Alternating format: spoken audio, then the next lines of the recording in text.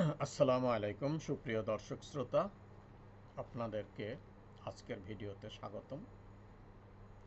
আমি কালকে নূর এবং নার সম্পর্কে কোরআনের পাঁচটি আয়াত করে ব্যাখ্যা করেছি।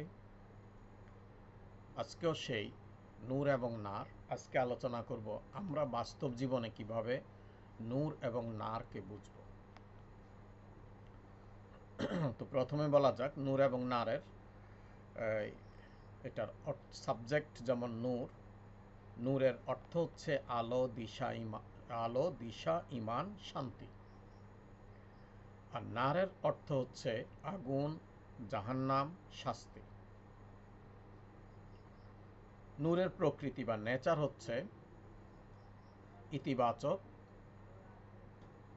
এটা পবিত্র, এটা আল্লাহর রহমত।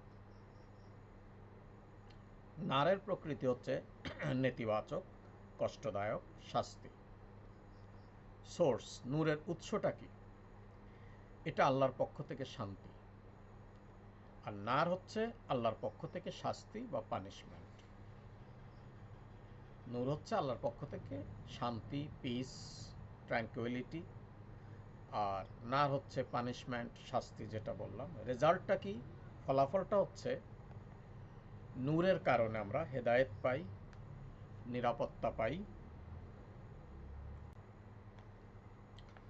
ফলাফলটা হচ্ছে নূর দিয়ে আমরা হেদায়েত পাই, নিরাপত্তা পাই এবং জান্নাতের পথ পাই। আর নার হচ্ছে আযাব, ভয়, জাহান্নামের আগুন। এক্সাম্পল বা উদাহরণ হচ্ছে নূর হলো জান্নাতের আলো, নার হচ্ছে জাহান্নামের আগুন। এখন এই কথাগুলো বোঝার জন্য, এই বিষয়গুলো বোধগম্য হওয়ার জন্যে আল্লাহ কি বলেন, আমি পবিত্র কোরআন শরীফের সূরা বাকারার 269 নম্বর আয়াতটা পড়ে শোনাচ্ছি। কোরআনুল করিমের আমার কাছে যে খণ্ড আছে 69 পৃষ্ঠা। আউযু বিল্লাহি মিনাশ শাইতানির রাজিম, বিসমিল্লাহির রহমানির রহিম। আমি বাংলাটা পড়ছি আগে। তিনি যাহাকে ইচ্ছা হিকমত প্রদান করেন, এবং যাহাকে হিকমত প্রদান করা হয় তাহাকে প্রভূত কল্যাণ দান করা হয়, এবং বোধশক্তি সম্পন্ন লোকেরাই শুধু শিক্ষা গ্রহণ করে। এরপর আমি আয়াতটার অ্যারাবিকটা পড়ছি। আউযু বিল্লাহি মিনাশ শাইতানির রাজিম, বিসমিল্লাহির রহমানির রহিম। ইউতিল হিকমাতা মাইয়াশাউ। ইউতি মানে তিনি দেন। কে দেন? আল্লাহ দেন। হিকমত দেন মাইয়াশাউ, যাকে খুশি তাকে, যাকে ইচ্ছা। এখানে ইমানদার, বেঈমানদার, কাফের, মুশরিক কিছু বলা হয়নি। এটা আল্লাহর ইন্ডিপেন্ডেন্ট স্বাধীনতা। হিকমত, কৌশল, জ্ঞান, বুদ্ধিমত্তা এগুলো প্রয়োগ করে যে কোনো উদ্ভাবন মানুষের কল্যাণের জন্য, সমাজের কল্যাণের জন্য, ভবিষ্যৎ প্রজন্মের কল্যাণের জন্য সব কিছুই আল্লাহ দিয়ে থাকেন, এবং এটাই হচ্ছে হিকমত। মাইয়াশাউ, যাকে খুশি তাকে দেন। ওমাই ইউতাল হিকমাতা, যাকে তিনি হিকমত দেন। ইউতা মানে যিনি দেন, এবং মান মানে যাকে, যে পার্সনকে, যে লোককে হিকমত দেন। ফাকাদ উতিয়া, তাকে দিয়ে দিলেন। কাদ নিকটবর্তী অতীত, পাস্ট টেন্সের, প্রেজেন্ট পারফেক্ট টেন্সের মতো। তবে এক গ্রামার আরেক গ্রামারের সঙ্গে হুবহু মিলানো যায় না। এটা হলো মাজি কারিবের সিগা, অতীতকাল, নিকট অতীত।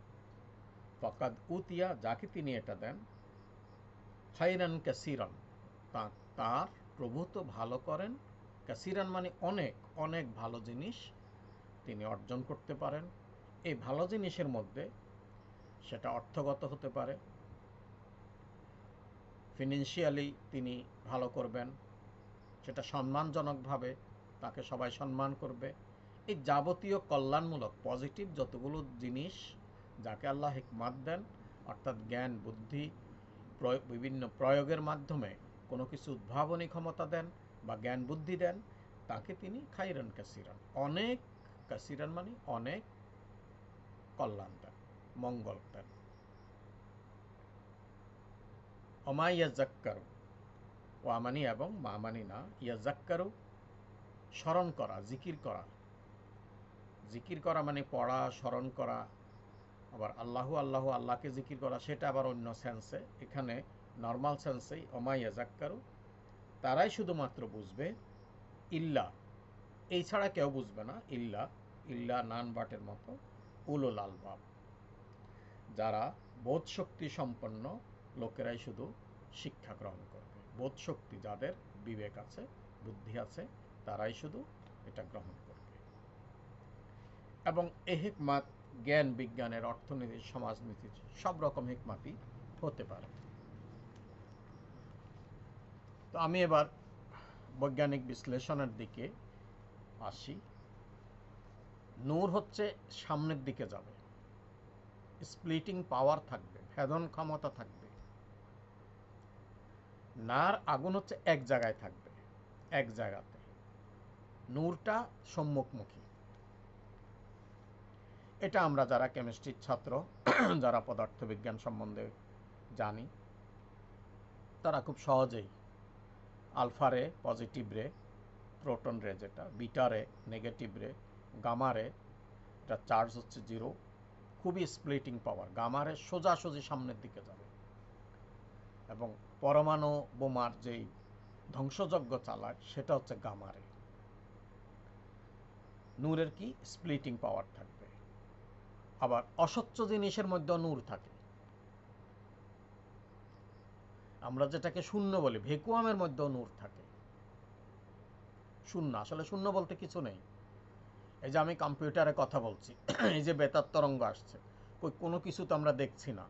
সুইচটা অন করলাম, বেতার তরঙ্গ উপস্থিত হলো, তাহলে এটা নূর। ইলেকট্রোম্যাগনেটিক ওয়েভ বা ম্যাগনেটিক ওয়েভ যেটাই হোক, মাইক্রোওয়েভ, এটা নূর। তা নূরটা তো ভ্যাকুয়ামও থাকে।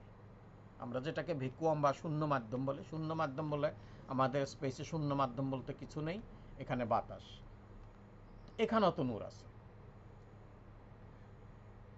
আবার অস্বচ্ছ জিনিস থেকে কিভাবে নূর বের হয়? প্রথমে এই নূরগুলোকে, আলোগুলোর প্রকৃতি সম্বন্ধে মানুষ জানতো না। এজন্য আমরা কোনো কিছু অঙ্ক করার সময় যদি কোনো কিছু না জানে, আমরা মনে করি বা ধরি এটি এক্স, এজন্য এটাকে এক্স রে বলা হতো।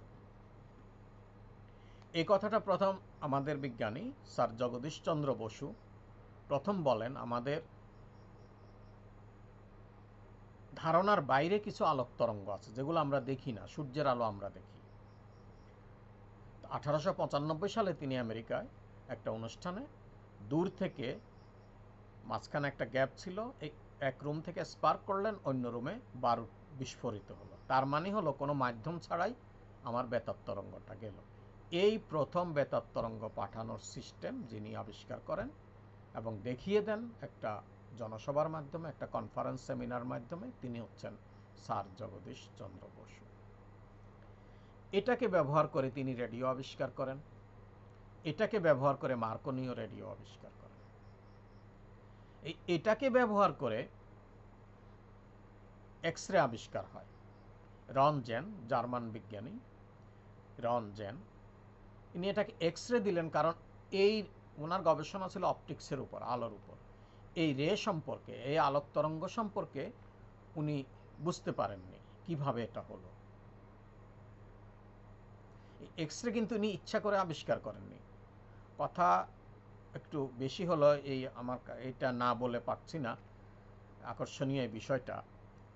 উনি অপটিক্স নিয়ে গবেষণা করলেন। একদিন ওনার নিজস্ব ল্যাবরেটরি বা অফিস, যেখান থেকে যাবেন, খুব তাড়াহুড়ো করে ড্রয়ারটা ঠেলে উনি চলে গেলেন, ড্রয়ার আটকিয়ে তিনি চলে গেলেন।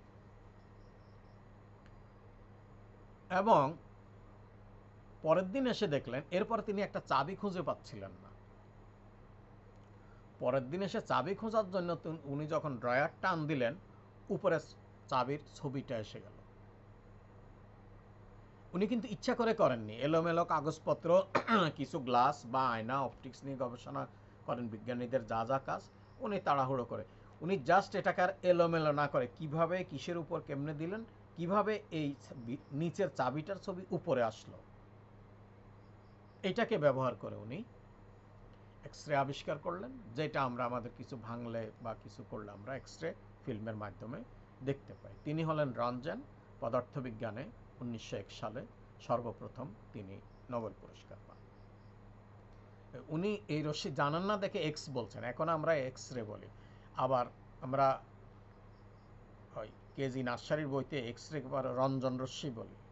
আসলে রন্টজেন RONT এর উচ্চারণ হয় না, ওনার নামই রঞ্জন। তো একটা ডিসচার্জ টিউব থেকে সিম্পল বাতাস, আমরা যে বায়ু আমাদের আশেপাশে যেটা আছে, আমরা শ্বাস প্রশ্বাস নিচ্ছি, এই বাতাসকেও নূরে পরিণত করা যায়। আমি আগেই বলছি, আল্লাহ যাকে বুঝার ক্ষমতা দেন তিনি বুঝবেন। যাদের আল্লাহ বুঝার ক্ষমতা দিয়েছেন তারা এগুলো আবিষ্কার করেছে।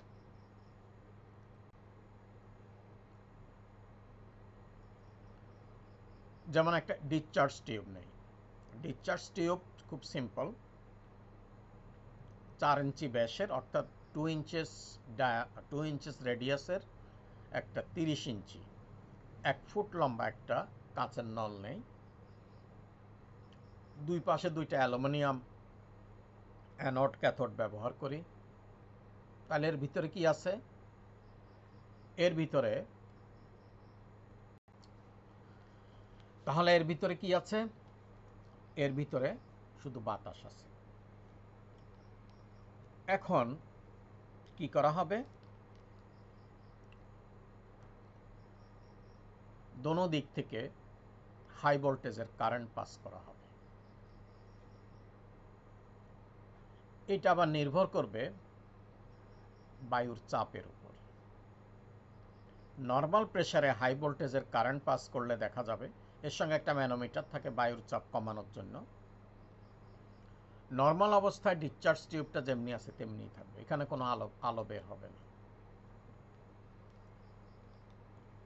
কিন্তু আমি যদি এই চাপটা কমিয়ে 40 মিলিমিটার মার্কারি প্রেসারে এটা দেই, হাই ভোল্টেজ কারেন্ট পাস করি, তখন অ্যানোড থেকে ক্যাথোডের দিকে একটা গোলাপি রশ্মি যাবে, পিঙ্কি রে।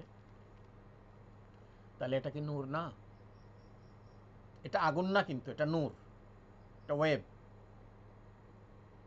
পদার্থবিজ্ঞানের ভাষা যদি আমরা বলি নূর বলতে আমরা বুঝবো ওয়েভ, তরঙ্গ। আবার সাধারণ ফিজিক্সে যে আমরা ভর ব্যাগ এগুলা V = U + AT বা এগুলো যে বের করি, কিন্তু ছোট জিনিসের জন্য সেখানে কম্পাঙ্ক ব্যবহার করা হয়, নিউটা ব্যবহার করা হয়। সেদিকে যাচ্ছি না। তাহলে 40 মিলিমিটার মার্কারি প্রেসারে আমি যদি হাই ভোল্টেজের কারেন্ট এখানে পাস করি, তাহলে আমার গোলাপি রঙের নূর পাচ্ছি। আগে কি ছিল? এটা অস্বচ্ছ বাতাস, আমরা কিছুই দেখিনি। এখন এখানে হচ্ছে কি, কারেন্টও ছিল, কিন্তু শুধু প্রেসারটা কমিয়ে দিলাম। 40 mm মার্কারি প্রেসারে আমার গোলাপি রঙের নূর বের হবে। এবার প্রেসারটা আরেকটু কমাই, 10 mm মার্কারি প্রেসারে যখন দিব তখন ভিতরে একটা শব্দ তৈরি হবে। এরপরে ভিতরে যেমন চিপস খাওয়ার সময় বা চিপসের প্যাকেটে যেরকম একটা কিড়বির ক্র্যাকিং সাউন্ড হয়, ভাঙাচোরার শব্দ, এরকম আওয়াজ হবে। এটার ভিতরে তো কিছু নাই, আওয়াজটা করলো কে? এখানে আওয়াজ করার তো কিছু নাই, শুধু আমি বাতাসের চাপটা কমিয়ে দিলাম, প্রেসারটা কমিয়ে দিলাম এবং হাই ভোল্টেজের কারেন্ট দিলাম। এখন দেখা যাবে আঁকা বাঁকা কিছু বেগুনি রশ্মি, বেগুনি নূর, ভায়োলেট রে এখান থেকে বের হচ্ছে। তারপরে চাপটা আরেকটু কমিয়ে দিলাম, 5 মিলিমিটার করে দিলাম। এখন দেখা যাবে পুরা টিউবে আমার আলো হয়ে গেছে। বাতাসের ক্ষেত্রে এটা হবে গোলাপি যদি বাতাস দেই। এখন দেখেন পদার্থ ভেদেও কিন্তু নূরের বেশ কম আছে। অস্বচ্ছ জিনিস মানে আলো, বাতাসের তো কোনো আলো নাই, সূর্যের আলো আছে, বাতাসের তো আলো নেই। এই বাতাস যদি দেই তাহলে আমরা পাবো গোলাপি। যদি নিয়ন গ্যাস দেই তাহলে পাবো লাল। যদি মার্কারি ভেপার দেই, পারদ যেটা মার্কারি ভেপার যদি দেই তাহলে এই নূরটা পাবো গ্রিন। কার্বন ডাইঅক্সাইডের ক্ষেত্রে দিলে, কার্বন ডাইঅক্সাইড তো ধোঁয়া, সাদা, এটা ভারী, এটা পাবো ব্লুইশ হোয়াইট, সাদা, একটু নীলাভ সাদা। তাহলে একই অস্বচ্ছ জিনিসে কত রকম নূর আসলো? অনেক রকম, 4-5 রকম নূর আমরা পেলাম। এরপর 2 মিলিমিটার মার্কারি থেকে চাপ আরও কমিয়ে আমি যদি 2 মিলিমিটার মার্কারি প্রেসার দেই, এটা বায়ুচাপের একক, 2 মিলিমিটার মার্কারি প্রেসার, ক্যাথোড থেকে সরে যায়, এই নূরটা ক্যাথোড থেকে সরে যায় এবং ক্যাথোডের উপর একটা ব্লুইশ নীলাভ ছটা তৈরি করে। সন্ধ্যাবেলা সূর্য ডুবার আগে যেরকম লাল ছটা থাকে, সকালে সূর্য ওঠে, এরকম একটা ব্লুইশ। আরও কতগুলো এক্সপেরিমেন্ট আছে, আলোচনা দীর্ঘে। আমি বলতে চাচ্ছি নূর বলতে আমরা কি বুঝি, এক্সপেরিমেন্টালি আমরা কি বুঝতেছি। এগুলা সব নূর, নার না, আগুন না, এগুলা নূর। আবার নূর হতে পারে electromagnetic wave, radio active element, তারপরে আসা যাক এটাতে গেলে এটা তরঙ্গ। এরপরে রেডিও অ্যাক্টিভ এলিমেন্টও নূর থাকে। রেডিও অ্যাক্টিভ এলিমেন্ট তেজস্ক্রিয় পদার্থ, এ ব্লকের এলিমেন্ট, ল্যান্থানাইট সিরিজ এবং অ্যাক্টিনাইট সিরিজের সবগুলোই নিজে নিজে আলো বিকিরণ করে। তবে এটা এত সুখকর জিনিস নয়, এই আলোর সামনে কেউ দাঁড়ালে তার ক্যান্সার হয়ে যাবে, অত্যন্ত ভয়াবহ। এটাও এক ধরনের নূর। আর এই এলিমেন্টসগুলো কোথায় থাকে? মাটিতে থাকে, মাটির সাথে সম্পৃক্ত। এরপর আসেন আলকাতরা। আলকাতরায় যদি নূর আছে কেউ বিশ্বাস করবে? অনেকে আলকাতরা চিনে না। আমার ছাত্রছাত্রীদেরকে জিজ্ঞাসা করলে ওরা এই যুগে আলকাতরা চিনে না, দোকানেও বিক্রি হয় কিনা জানি না। আগের যুগে নৌকা যাতে ঘুন পোকা বা কিছু না ধরে, এটা প্রোটেকশন দেওয়ার জন্য আলকাতরার প্রলেপ দেওয়া হতো। বেড়ার ঘরে আলকাতরার প্রলেপ দেওয়া হতো বাঁশের বেড়ার মধ্যে। সেই আলকাতরাও তো নূর। আল্লাহ যেখানে ওই হাসরের মাঠে পাপীদের চেহারা আলকাতরার মতো হয়ে যাবে, আলকাতরাটা আসলে আরবি শব্দ থেকে আসছে। তো সে আলকাতরার ভিতরে নূর কিভাবে থাকে? আলকাতরার ভিতরে যে নূর আছে, পিচ ব্ল্যান্ডকে, কয়েক টন পিচ ব্ল্যান্ডকে ম্যাডাম কুরি, ওনার হাজব্যান্ড পিয়ারে কুরি, উনি ম্যাডাম কুরির বাড়ি পোল্যান্ডে, উনি ফ্রান্সে এসে গবেষণা করেন এবং পিয়ারে যার আন্ডারে গবেষণা করেন তাকে বিয়ে করেন এবং তাদের ফ্যামিলি হলো নোবেল পুরস্কারের ফ্যামিলি। তাদের মেয়ের জামাইরা সবাই নোবেল বিজয়ী, 5 জন মনে হয়। যাই হোক, এই ম্যাডাম কুরি আলকাতরা থেকে রেডিয়াম বের করেন। এই রেডিয়াম স্বল্প পরিমাণে দেওয়া হয়। এই যে আমরা ঘড়ির কাঁটায়, অন্ধকার হলে ঘড়ির কাঁটাগুলোকে একটু উজ্জ্বল দেখি, সবুজ রঙের। আবার এখন বৈদ্যুতিক সুইচ বোর্ড ও সুইচের উপরে এরকম একটা হালকা করে দেওয়া থাকে, যেটা আমরা সুইচ আলো চলে গেলে সুইচটা ডিটেক্ট করতে পারি, যেখানে বোর্ড এখানে সুইচ। এটাই হলো রেডিয়াম। এবং উনি তেজস্ক্রিয় পদার্থের গবেষণা করতে করতে ওনার অবস্থা, উনি শেষে ক্যান্সারে মারা গেলেন। 67 বছর মনে হয় বেঁচে ছিলেন। এখন ওনার গবেষণাপত্র, কাগজ কলম, এগুলো আয়নার বাক্সে বন্দি করা আছে। ওগুলা স্পর্শ করলে মানুষের ক্যান্সার হয়ে যাবে, এই পরিমাণ রেডিয়েশন, এই পরিমাণ নূর। আর তো ইউরেনিয়াম 3টা আইসোটোপ আছে, 235 আইসোটোপ থেকে পরমাণু বোমা তৈরি হয়, সেটাও নূর। সেটা আমরা ইউরেনিয়ামকে আমরা ভালো কাজে লাগাইতে পারি, বিদ্যুৎ উৎপন্নের কাজেও ব্যবহার করতে পারি। আর যে ইউরেনিয়াম প্রথম ব্যবহার হলো সেটা জাপানের উপর যে বোমাটা ফেলা হলো, পারমাণবিক বোমা, সেটা ইউরেনিয়াম থেকেই তৈরি। এবং এই জিনিস সবগুলো কিন্তু মাটির, মাটি।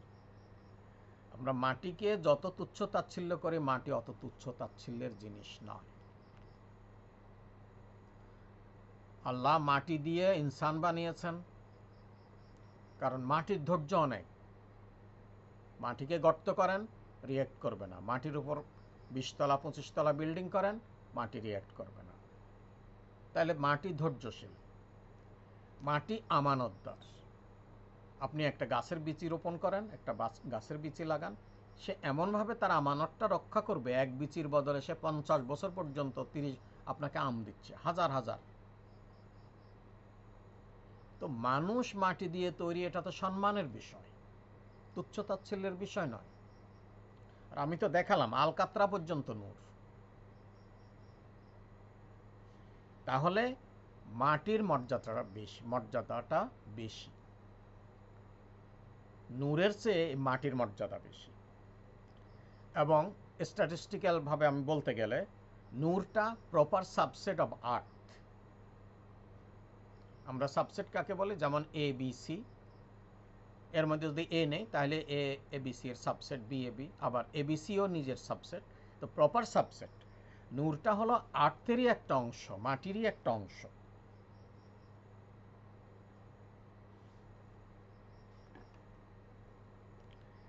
এখন যদি আর্থ বা মাটি হয় তাহলে তার মধ্যে সব রকম নূরই থাকবে। এখন আমি যতগুলো বললাম, এই যে 5টা জিনিস কোনো কোনো ইয়েতে আছে, 5টা জিনিস দিয়া মানুষ তৈরি, বাতাস, পানি, আগুন, এইগুলো। তা একটু আগে বাতাসের মধ্যে তো নূর আছে। তাহলে যদি আর্থ বা মাটি হয় তাহলে সব নূরই থাকবে, যত রকম নূর আছে দুনিয়াতে। যত রকম নূর সম্পর্কে আমরা জানি, মাটির জিনিস মাটিতেই সব রকম নূর আছে। এখন আমার প্রশ্ন হচ্ছে, আল্লাহ রাব্বুল আলামিন পবিত্র কোরআন শরীফের কোনো একটি জায়গায়ও আল্লাহ রাসূলকে নূর দিয়ে সৃষ্টি করেছেন এরকম কোনো কথা নাই।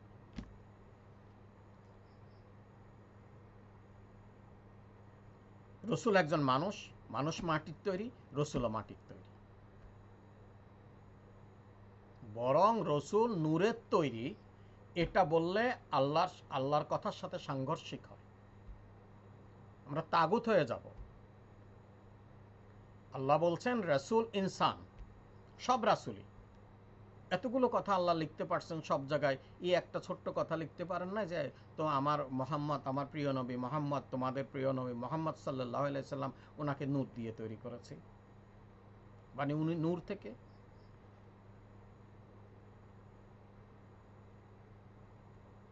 তবে এখনকার কিছু কিছু আলেম, এই যে কোরআনটা আল্লাহর কারণে হেফাজতে আছে এখনো 1500 বছর কালের ইতিহাসে খুবই সংক্ষিপ্ত, খুব কম, আমাদের 1 সেকেন্ড 2 সেকেন্ডের মতো। এই 1500 বছর ভিতরে কোরআনকে বিকৃত করার চেষ্টা হচ্ছে। একটা উদাহরণ দেই শুধু, এটা আমি আরো কোন একটা এপিসোডে বলেছি, একটা উদাহরণ দেই। সূরা কাহফের 110 নম্বর আয়াত, 18 নম্বর সূরা সম্ভবত, শেষ আয়াত।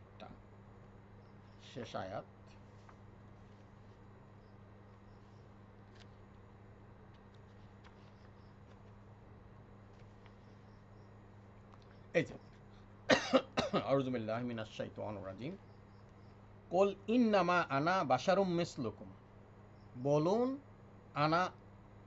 আমি কুল ইন্নামা, ইন্না এবং মা দুটা যুক্ত হয়ে নার শব্দটা, মাটা না হয়ে এখানে হবে নিশ্চয়ই, আনা আমি, বাশারুন একজন বাশার। আমি বলছিলাম মানুষের নাম ইনসান না, এটা মানুষের সিফতি নাম, মানুষ ভুলে যায় এজন্য ইনসান। এটা আমি অন্য আগের এপিসোডগুলোতে আলোচনা করেছি। মিসলুকুম তোমাদের মেসালের মতো, তোমাদের মতো আমি মানুষ। এখন এ কোরআন বিকৃত করে এখানে কেউ কেউ লেখে আমি তোমাদের মতো মানুষ না। তা ঠিক আছে, আমি তোমাদের মতো মানুষ না, ইন্নামার অর্থ যদি আমি না ধরি, নিশ্চয় না মার কিন্তু তিনটা অর্থ,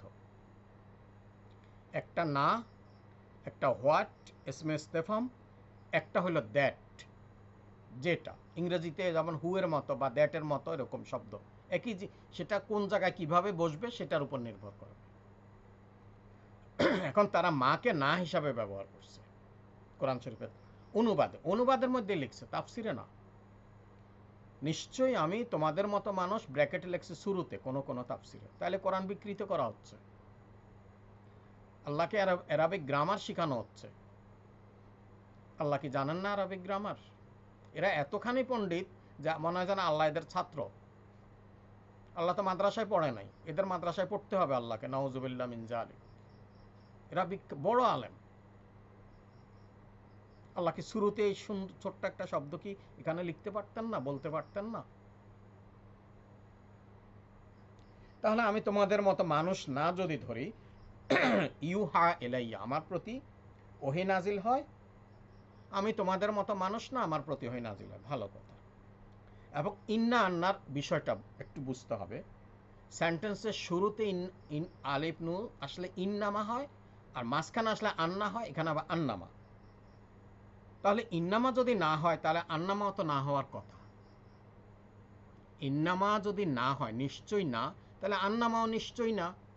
তবে আন্নামার পরে কি আল্লাহ কি বলছেন শুনেন, আন্নামা ইলাহুকুম ইলাহুন ওয়াহেদ, ইলাহুকুম তোমাদের ইলা, সেই ইলা এক আল্লাহ। আন্নামাকে যদি না বলি তাইলে তো আমার অর্থ দাঁড়ায় তোমাদের ইলা একজন নয়। দেখছেন বিষয়টা? এইভাবেই তো ইনজিল বিকৃত করে হজরত ঈসা আলাইসাল্লামকে আল্লাহর পুত্র বলা হয়েছে, উজাইর আলাইসাল্লামকে আল্লাহর পুত্র বলা হয়েছে। শুধু আল্লাহ হেফাজতকারী বলে কোরআন শরীফটা টিকে আছে। তাহলে ওখানে ইন্নামা না হলে এখানে আন্নামা না, তাহলে আন্নামা যদি না হয় তাহলে তোমাদের ইলা একমাত্র এক আল্লাহ না, আরো আল্লাহ আছে। এবং নূরা পাগলা এক আল্লাহ ছিল, নাউজুবিল্লাহ মিন যালিক। যারা মাজারের পক্ষে, মাজার ভক্ত, মাজার, তারাই তো এই কবরটাকে সমতল করে দিতে পারত। সব মাজার ঠিক আছে তারা বলতে পারবে? তারাও তো জানে কতগুলো গাঁজাখোর ইয়াবা সেবনকারী মাজারে থাকে। তো এগুলোর দায় দায়িত্ব যারা মাজার প্রতিষ্ঠা করছে, মাজারের পক্ষে কথা বলে, তাদের উচিত এগুলো অ্যাবলিশ করা, এগুলা সমূলে বিনাশ করা, পবিত্রতা আনা। ওরা চুপ। কিন্তু যখনই কিছু মানুষ গিয়ে উত্তেজিত, এরা বিভিন্ন খানে গেছে, পরে মানুষ কি করলো, মাজারটা ভেঙে দিল। ভেঙে করে আরো ভয়ঙ্কর কাজটা কি করলো, নূরা পাগলার লাশটা জ্বালিয়ে দিল। যদি মাজারপন্থীরা এই কাজটা করতেন, সমতল করে দিতেন, এই করতেন, নূরা পাগলার মাজার মক্কা শরীফের আদলে করে, সেটা সবাই জানে, মিডিয়ার সাথে যারা সম্পৃক্ত তারা সবাই জানে। এখন নূরা পাগলার দেহ জ্বালাই দিচ্ছে, ওরে বাপরে কি বড় গুনাহটা হইল। গুনাহ তো অবশ্যই হয়েছে, কিন্তু এই জ্বালানোটা কি এই প্রথম? মুসলমানরা মুসলমানদের লাশ জ্বালিয়ে দিয়েছে, এইটা কি নূরা পাগলার মধ্যেই প্রথম? উমাইয়া খেলাফতের পরে যখন আব্বাসীয়রা খেলাফতে আসলেন, উমাইয়া খেলাফত হলো হজরত ওসমানের যে উমাইয়া বংশ, হজরত ওসমান রাদিয়াল্লাহু তাআলা আনহুর, ওরা উমাইয়া, ইয়াজিদ উমাইয়া।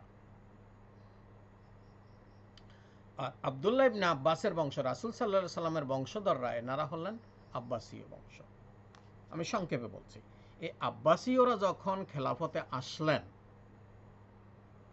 তারা উমাইয়া খেলাফতে যারা অত্যাচারী শাসক ছিলেন, এইসব সবগুলো কবর খুঁড়ে তাদের লাশ না পাইলে হাড্ডি গুড্ডি উপরে তুলে জ্বালিয়ে দিছে।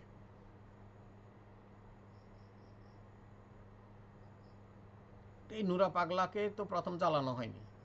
এরকম ক্ষোভের বশবর্তী হয়ে মুসলমানরাই মুসলমানদের, আব্বাসীয়রা উমাইয়া শাসকদের যারা যারা টর্চার করত, অত্যাচার করত, ফ্যাসিস্ট ছিল, স্বৈরাচার ছিল, এরা কবর থেকে লাশ না পেয়ে হাড়গোড় পাইয়াও এগুলা জ্বালিয়ে দিয়েছে।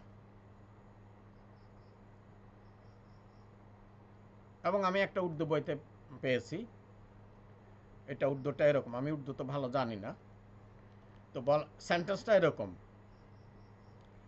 और याजीद और हिशाम को लाश कब्र से उतार कर জ্বালাকর ফেক দিয়া। শুধু কবর থেকেই তোলা নাই, জ্বালিয়ে শেষ করে নাই, জ্বালিয়ে এগুলা আলাদা নিয়ে ফেলে দিছে, ওখানে আর রাখে নাই। কি ভয়ঙ্কর কথা!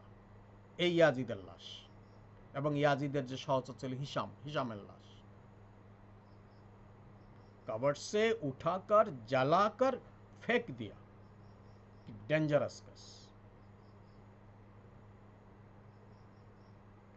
তাহলে এই যে আন্নামা শব্দের অর্থ এখানে না ধরলে তাহলে তোমাদের খোদাও এক না, এবং তারা বলে খোদা তো এক না। তারা ধ্যান করতে বলে পীরের ছবিটা কলবে ধারণ করবেন, নাউজুবিল্লাহ।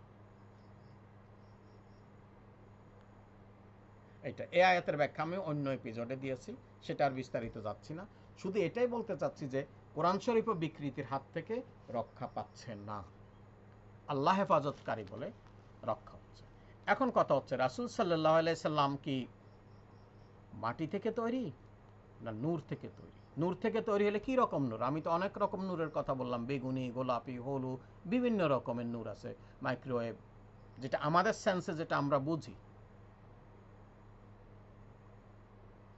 উলিল আলবাব যারা ভালো করে বুঝবে। এখন আমরা একটা এক্সাম্পল, টিউবলাইটের একটা এক্সাম্পল দিচ্ছি। একটা টিউবলাইট কি, একটু আগে আমি একটা টিউবের কথা বলছি, সেটা একটা কাঁচ ছিল, সেখানে বাতাস ছিল, হাই ভোল্টেজ ইলেকট্রিসিটি পাস করলাম, বিভিন্ন ধরনের নূর পেলাম, বিভিন্ন ধরনের তরঙ্গ পেলাম, কার্বন ডাইঅক্সাইড, এইগুলো তো আমি বললামই। এখন মনে করেন যে টিউবলাইট যেটা আছে, একটা টিউবলাইট, এটা মূলতই তো কাঁচ। এখন এই কাঁচের ভিতরে কি লাগানো হলো?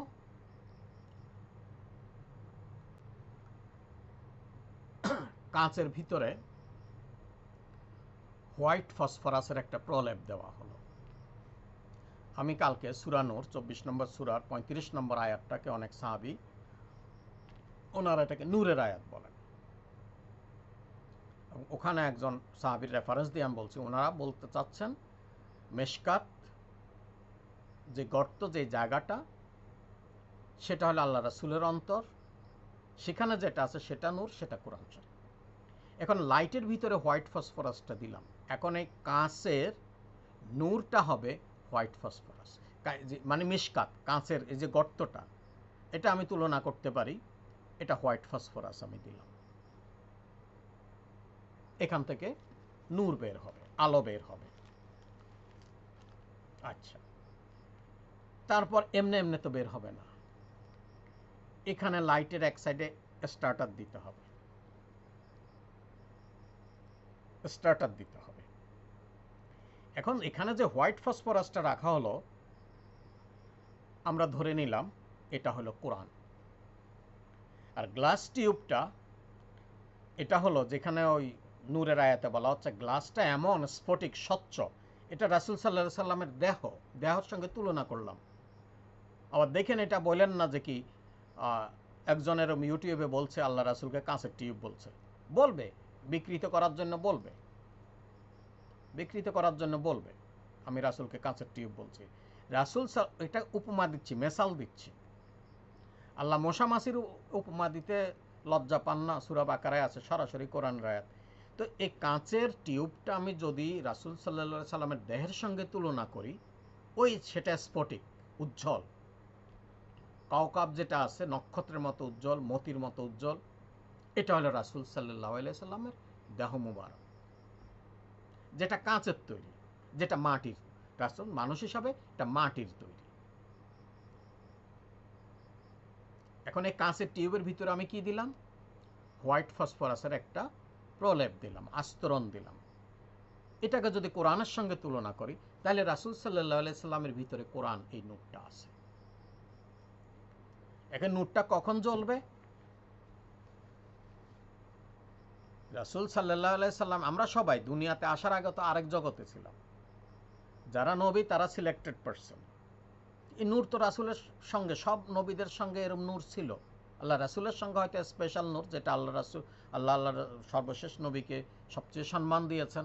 নূর তো তখনও ছিল, কিন্তু জ্বলে নাই যে।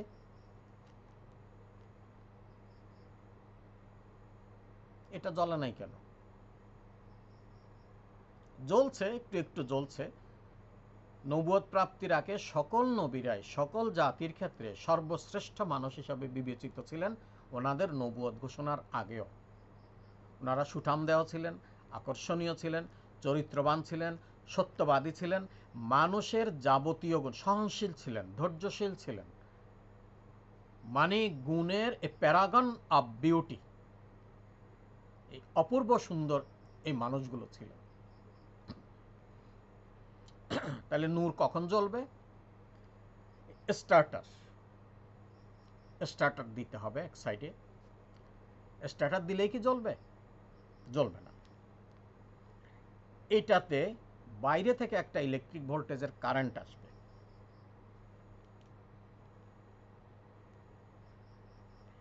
কারেন্ট যেটা আসবে সেটা সরাসরি 33,000 ভোল্টের কারেন্ট সরাসরি যদি টিউব লাইটে আসে, টিউব লাইট তো জ্বলে পড়ে সারখার হবে, আরও বিস্ফোরণ হওয়ার সম্ভাবনা আছে। তো স্টার্টারের ভিতরে, স্টার্টারটা হলো জিব্রাইল আলাইহিসসালাম। জিব্রাইল আলাইহিসসালাম স্টার্টার, উনি স্পার্ক করবেন। তো সেটা 33 কেভি কারেন্ট থেকে কোথায় আসবে? ট্রান্সফরমারে। স্টেপ বাই স্টেপ ট্রান্সফরমারটা ধীরে ধীরে আনবে, একসাথে সব আসবে না। পর্দার আয়াত, কোরআনের আয়াত, সুদের আয়াত, হালাল হারামের আয়াত, নামাজ রোজা সব কিছু একসাথে আসছে। একসাথে আসলে তো বিস্ফোরণ ঘটত, কেউ অস্বস্তি বোধ করত। বিশেষ করে পর্দার আয়াত এবং সুদের আয়াত, এগুলো তো সর্বশেষের দিকে এগুলো এস্টাবলিশড হলো। এই ট্রান্সফরমারটা হলো ধীরে ধীরে কোরআন অবতীর্ণের ঘটনা, স্টেপ বাই স্টেপ। এটা হলো ট্রান্সফরমার। আর 33 কেভি কারেন্ট, সেটাকে তুলনা করা যায় আল্লাহর সঙ্গে।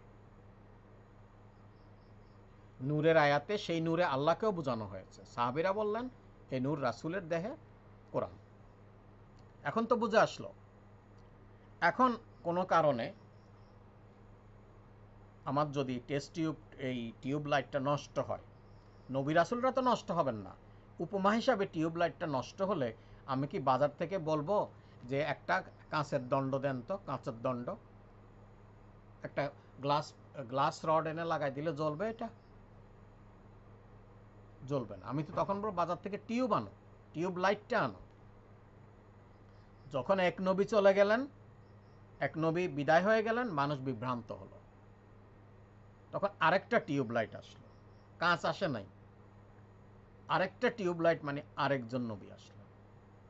আর টিউব লাইটটা যেই জায়গায় আটকানো থাকে, টিউব লাইট এমনি ছেড়ে দিলে হবে? পড়লে তো ভেঙে যাবে। ওয়ালের সঙ্গে সেট আপ এবং বড় স্ক্রু দিয়ে খুব ভালো করে একটা ফ্রেমের উপর এটা লাগানো হয়। এই ওয়ালটা হলো নবীদের কর্মক্ষেত্র, জমিন। নবীরা যেই জমিনে কাজ করবেন, টিউব লাইটটা যেই জমিনে কাজ করবে, টিউব লাইটটা এখানে থাকবে। সেই টিউব লাইট কি করবে? পুরা ঘরকে আলোকিত করবে, পুরা রাস্তাকে আলোকিত করবে। এখানে যারা যাবে, যারা ইয়ে করবে, তারা সবাই আলো পাবে। তাহলে টিউব লাইটের যেই দেওয়ালটাতে বা যেই খুঁটিতে লাগানো হলো, সেটা হলো নবীদের কর্মস্থল। সেখানে নবীরা বিভিন্ন রকম সংগ্রাম করে যাচ্ছেন, সংগ্রাম করে গেছেন, নিজেরা জীবন দিয়েছেন, এবং আলো বিকিরণ মানে তারা হেদায়েতের আলো দিয়েছেন। এই আলো যারা গ্রহণ করেছে তারা হেদায়েত প্রাপ্ত হয়েছে, এই আলো যারা গ্রহণ করেনি তারা হেদায়েত থেকে বাইরে চলে গেছে। এবার আসা যাক দোজখ, নার, আগুন। এটা এক জায়গায় বসে থাকে। নূর হলো স্প্লিট, সামনে যাবে। আল্লাহ রাসূল সাল্লাল্লাহু আলাইহি সাল্লাম ওনার সাহাবীদের এটা আলো দিয়েছে, তার পরবর্তীদেরকে আলো দিবে, কিয়ামত পর্যন্ত এই নূরটা শুধু সামনেই যাবে, এবং বিজ্ঞানের সঙ্গে এই নূরের কোনো সংঘর্ষ হবে না, কোরআনের জ্ঞানের কোনো সংঘর্ষ হবে না। যেমন আল্লাহ রাসূল যখন কিয়ামতের সময় বললেন যে কি পশ্চিম দিকে সূর্য উঠবে, শুধু নাস্তিক কেন, ভালো জ্ঞানী মানুষ তো এটা কি সম্ভব? আজ মাত্র 1500 বছর পরে বিজ্ঞানীরাই বলছেন, ইদানিং বিজ্ঞানীরাই বলছেন এটা সম্ভব, ইলেকট্রোম্যাগনেটিক ওয়েভটা চেঞ্জ হয়ে যাবে, এবং খুব দ্রুত হচ্ছে। পৃথিবীর কেন্দ্রে ম্যাগনেটিক ওয়েভটা দ্রুত চেঞ্জ হচ্ছে। চেঞ্জ হলে ইলেকট্রোম্যাগনেটিক ওয়েভ যখন চেঞ্জ হয়ে যাবে, সূর্যের ঘূর্ণনও চেঞ্জ হয়ে যাবে, বা পৃথিবীর ঘূর্ণনটা চেঞ্জ হয়ে যাবে। তাহলে বিজ্ঞানীরা এটা প্রমাণ করছেন যে সূর্য পশ্চিম দিকে উঠবে। কোরআনের কোনো আয়াত, হাদিসের জাল আছে, সহি আছে বিভিন্ন, কোরআনের একটি আয়াতও আজ পর্যন্ত মিথ্যা, ভুল প্রমাণিত হয়নি। এখন দেখেন হিকমত বা জ্ঞান, আল্লাহ আইনস্টাইনকে কিরকম জ্ঞান দিয়েছেন? তিনি একজন ইহুদি মানুষ। নিউটন খ্রিস্টান ধর্মাবলম্বী ছিলেন, উনি ধর্মকর্ম করতেন। আইনস্টাইন ধর্মকর্ম করতেন না, তবে আস্তিক ছিলেন। উনি 1917 সালে বললেন আমরা জানি না এমন একটা বিদ্যুৎ চুম্বকীয় তরঙ্গ আছে, উনি এটার বর্ণনাও দিলেন। সেটা বিজ্ঞানীরা মহাকাশে কত আলোকবর্ষ দূরে জানি 2014 সালে তার অস্তিত্ব পেয়েছেন। তো এখন দেখেন আইনস্টাইনকে আল্লাহ কিরকম হিকমত দিয়েছেন, তার জ্ঞানটা কিরকম দিয়েছেন। আমি তো বলছি আল্লাহ এখানে কোনো ইমানদার বেঈমান এটা নির্দেশ করে, যাকে ইচ্ছা তিনি দিয়েছেন। আর আমরা আজকে যে লেজার লাইট ছেলেরাও খেলে, লাইট জাম্প করে এক জায়গা থেকে, টর্চ লাইট মারলে এটা জাম্প করে না, সোজা যত দূর যায় তত দূর এটার আলো হয়। এটাও আইনস্টাইন বলেছিলেন যে এরকম লাইটকে দূরে নিক্ষেপ করা সম্ভব, আমরা যেমন পাথর ছুঁড়ি আলোকও ছোঁড়া সম্ভব। উনি মনে হয় 1917-তে বা 1914-15-তে এরকম ধারণা দিলেন। শেষ পর্যন্ত ওনার মৃত্যুর পরে সেই লেজার লাইট আবিষ্কার হলো। এখন দেখেন একজন ইহুদি মানুষকে আল্লাহ কিরকম হিকমত দিয়েছেন, কিরকম নূর দিয়েছেন, হিকমতের আলো দিয়েছেন, যেটা মানুষের কল্যাণে লাগছে। তো দোজকের আগুন সম্বন্ধে আমরা ছোটবেলায় শুনছি, আর দোজকটা জ্বালানো হবে কোনো কাফের দিয়ে নয়, একজন হাফেজ, একজন কারি এবং একজন শহীদকে দিয়ে দোজকের আগুনের সূত্রপাত হবে, অথবা এদেরকে প্রথম দোজকে নিক্ষেপ করা হবে। সেই আলোচনা যাচ্ছে না, এটা তিরমিজি শরীফের হাদিস, একটা মশহুর হাদিস, হুজুররা প্রায় বলেন। এখন দোজকের আগুন সম্বন্ধে আমরা শুনছি, আল্লাহ রাসূলকে তো নাউজুবিল্লাহ ওরা এমনি এমনি পাগল বলে নাই। দোজকের আগুন লাল, দোজকের আগুন নীল, দোজকের আগুন সাদা, দোজকের আগুন কালো। আগুন কি কোনোদিন সাদা হয়? আগুন কি কালো হয়? আগুন কি নীল হয়? তখনকার মানুষ তো তেল, রেড়ির তেল বা গাছের কোনো জৈতুন তেল, এগুলা দিয়ে আলো জ্বালাইত। এখন আমরা ছোট্ট একটা জিনিস, অক্সিঅ্যাসিটাইলিন শিখা, যেটা দিয়ে মোটা লোহার পাত কাটে বা ঝালাই দেয়, মানে অক্সিঅ্যাসিটাইলিন শিখাটা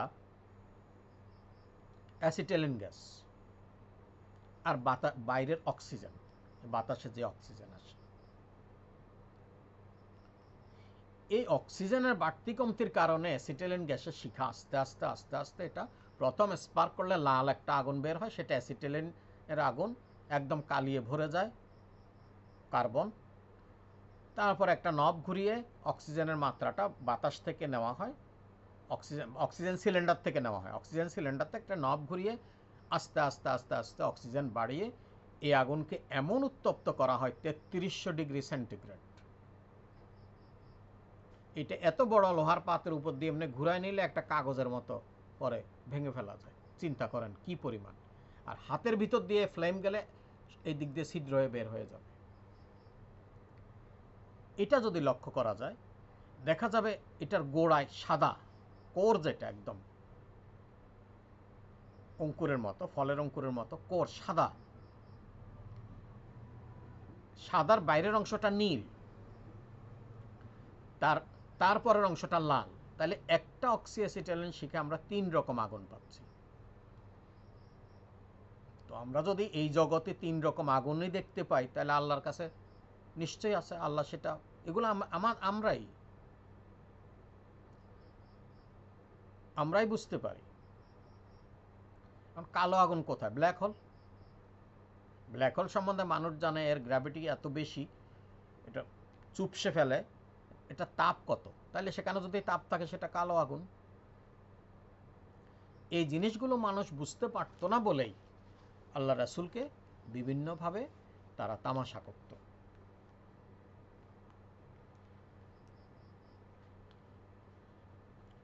তারপরে অদৃশ্য নূর, টিভি, কম্পিউটার, এগুলো অদৃশ্য নূর।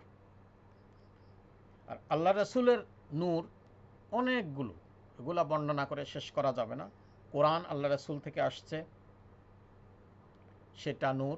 হিকমাত, আল্লাহ রাসূলের হিকমাত, কৌশল, ইলম, জ্ঞান, মুজেজা, এটাও নূর। গায়েব, এটাও নূর। আল্লাহ রাসূলকে যতদূর জানান গায়েব সম্বন্ধে, আল্লাহ রাসূল ততটুকুই জানেন। আলেমুল গায়েব আল্লাহ রাসূল নন। আলেমুল গায়েব একমাত্র আল্লাহ। তাহলে গায়েবের নূর যেটা রাসূলের কাছে হাজার, সেটা আমাদের কাছে গায়েব।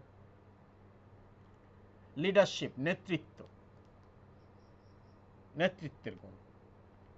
মিলিটারি নলেজ, সামরিক জ্ঞান, যুদ্ধের জ্ঞান। এভাবে হালিম, সহনশীল।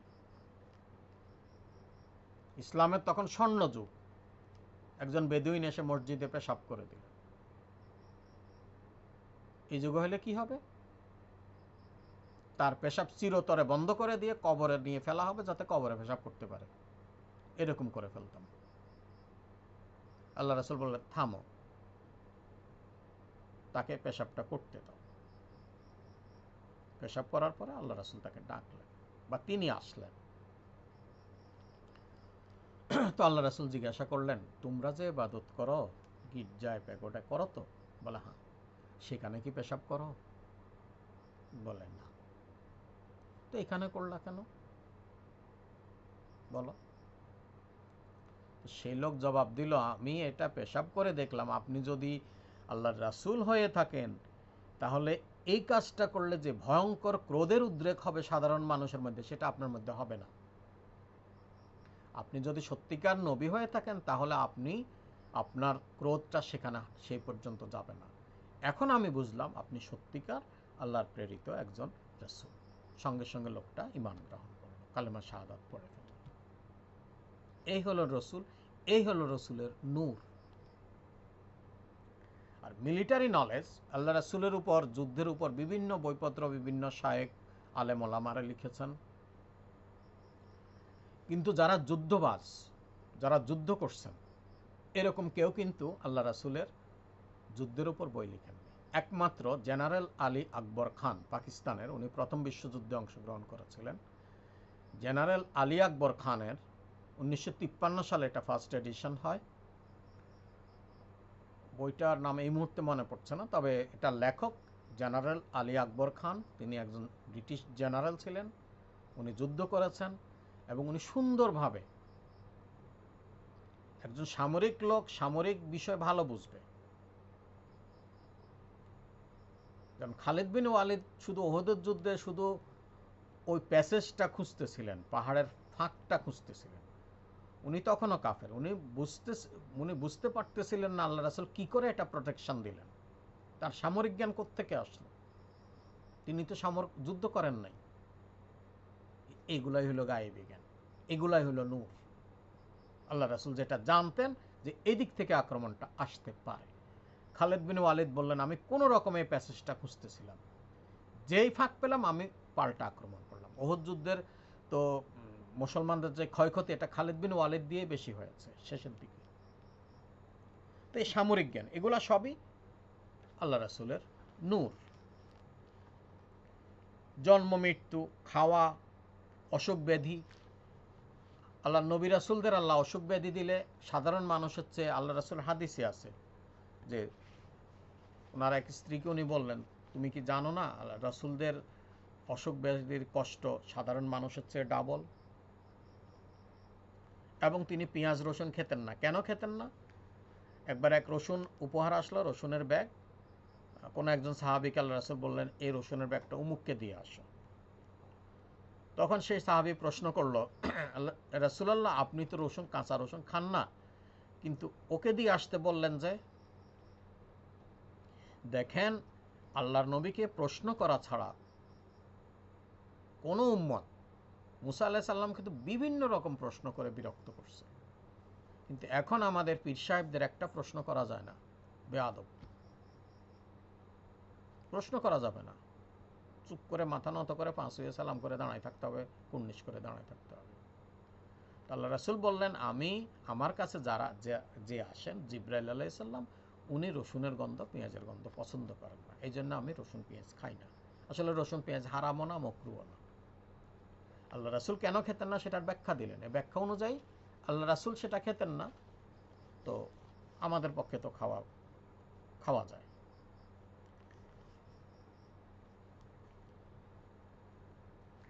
আমি হাদিসের কোরআনের ভিত্তিতে যেহেতু আল্লাহ রাসূলের জিন্দেগি বা জীবন আলোচনা করতেছি, তো হাদিসগুলোর মধ্যে মুসলিম শরীফ বাংলাদেশ ইসলামিক সেন্টার, এটার প্রথম খণ্ডে প্রায় ৪৭ জন জাল রাবির নাম আছে, এবং মুনকার রাবিও আছে, একদম মিথ্যা কথা বলছে, রাসূলের নাম ধরে ডাহা মিথ্যা কথা বলছে। কীরকম? হাদিসটা শুনলে কি সুন্দর লাগে। আব্দুল কাদের ওনার নাম।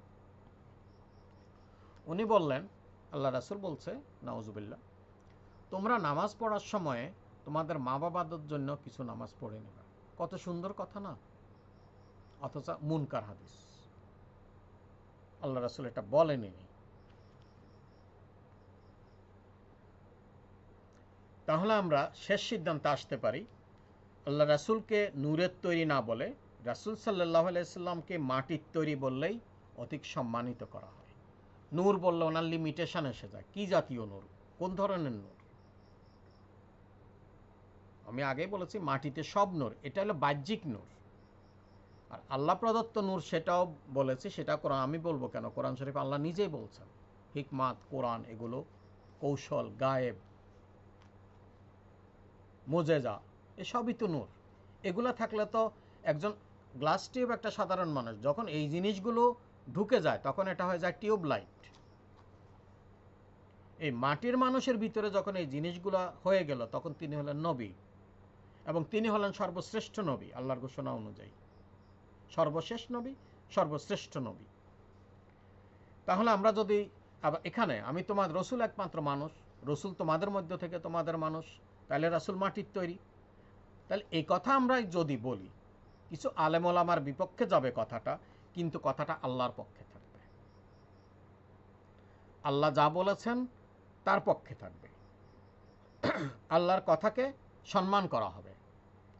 আল্লাহর পক্ষে থাকলে, আল্লাহর কথাকে সত্য হিসাবে সাক্ষী দিলে, আল্লাহর কথাকে আমরা যদি মানি, আল্লাহর এই কথাকে যদি আমরা সত্য হিসাবে সাক্ষী দেই, তাহলে আমরা যদি আল্লাহর পক্ষে থাকি, তাহলে আমাদের পক্ষে রাসূল সাল্লাল্লাহু আলাইহি সাল্লামের সুপারিশও নসিব হবে। আল্লাহ রাসূল আমাদেরকে সুপারিশ করবে।